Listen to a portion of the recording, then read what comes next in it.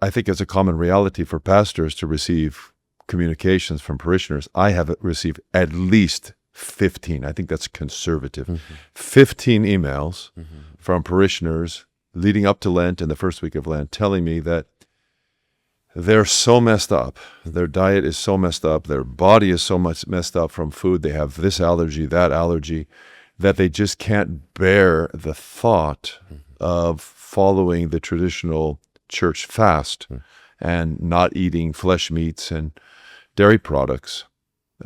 In their mind, that just means that they have to eat a bunch of pasta or something. Part of their problem is that they don't have a really developed idea of what could be eaten that would be healthy. But also they have just a lot of pain, and I can't, as a pastor, tell them that that doesn't exist.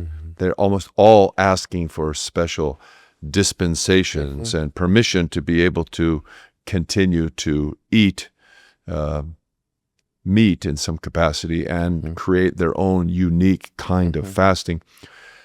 What counsel would you give to people who find themselves in this circumstance? We need to be harder on ourselves. We've become a very weak-willed generation. I'm always astonished how much all of us rebel against the fasting rules when they come around every year, because they are in fact incredibly gentle. The Lenten fast seems enormous to us because we're so inculcated by self-will and self-determination. But really the rules for fasting, the dietary rules, if we just look at those, are really quite meager. It doesn't say you can't eat nice food. It doesn't say you can't eat enough food. They don't say that you can't eat pleasant food. It says just don't eat a few of these things, which no one, well, maybe not no one, but the vast majority of people require these things to live. Certainly not for a period of 6 weeks. The church is not saying you must do this for the next 15 years nonstop. It's saying 6 weeks. And yet our hearts recoil as if we were being asked to sever a limb or sacrifice a child. I'm not belittling the fact that it's a real struggle that we create for ourselves, and we need to acknowledge that part of this is what we allow ourselves to do. If we allow ourselves constantly to eat physically malnourishing things and unhealthy things, then being told to eat healthy food is going to be a struggle.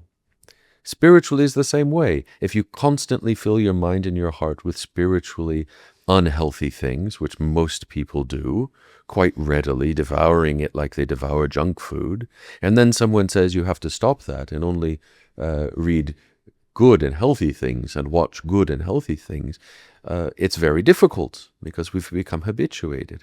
All the more reason it should be taken seriously rather than lessened, right? There are occasions, there absolutely are occasions where a priest will modify the nature of the fast for a specific person, for a specific reason. But my counsel to everyone is try not to ask, because every time we ask, we are shutting a door on something that could help us. Because the chances are the priest will be compassionate, and the priest will allow us this indulgence, and we won't be condemned for it. God is not going to get mad at us. But a door that was opening for a richer spiritual life, we're closing it. We're closing it. So try not to close the doors in front of you and then complain that you're not making spiritual progress. Right? If something really is a difficulty, let it be a difficulty. Talk about the difficulty with your priest and see if he might provide you with some counsel to combat it. But don't preempt the whole struggle by saying it's going to be too hard. Let me, whatever, eat a cheeseburger every day during Lent. Sure. You know, if during the struggle you find that you really are suffering, that it is crippling you rather than helping you, take that experience to the priest and let him help you. He might lessen, he might change, he might, if he thinks that it will be good for you, encourage you to carry on in that struggle. You mentioned spiritual progress. How do you know if you're making spiritual progress? How do you know if your repentance is deepening or not? That's one of those lovely questions, because most of the saints would acknowledge that the longer and the more seriously they take their lives, the shallower they feel their repentance Yes. is. So I would certainly say if you feel that you're making dramatic progress, that should be a great warning sign for you. Exactly. This is always a great, anyone who thinks that they are making great strides in the spiritual life usually isn't. That's not to say that God doesn't provide us with encouragement. He does, and there are times when He allows us to feel the fruits of that growth that He's enabling in us, to encourage us. But God is remarkably consistent in making those occasions rare and the occasions for struggle more frequent. I think the litmus test is, are we doing what the Church instructs us to do? Right?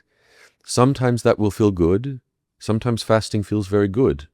I often find that the first week of every Lenten period feels wonderful, precisely because the body is being cleansed of a lot of that junk that we put into it.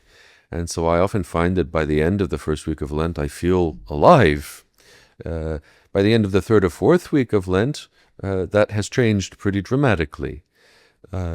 So sometimes it feels good, sometimes it feels like a struggle. The test for us, for me, is, am I doing what I'm supposed to do? Mm-hmm. That's something that I can objectively look at. If I say, am I growing or not, that's very subjective and is prone to be a sinful response or a deluded response. But I can objectively say, am I fasting? Am I keeping my prayer rule, my canon, and so on? And then I must lay my life before my priest, before my confessor, because that's the very nature of that relationship. God gives me my confessor, He gives you your confessor, He gives your flock you as a confessor, precisely so that they can have someone else's gaze into their life, who is, in the case of sacramental confession, who is given the grace of the priesthood, the grace of the Spirit, to discern and to help guide whether this is fruitful or not fruitful.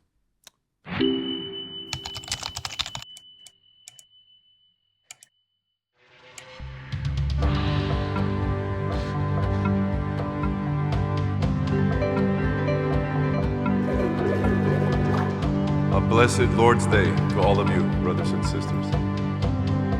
For November 17th, on which we commemorate Saint Gregory of Tours. As we begin this new course in the St. John Chrysostom Catechetical School. Now available on both Apple and Google Play stores.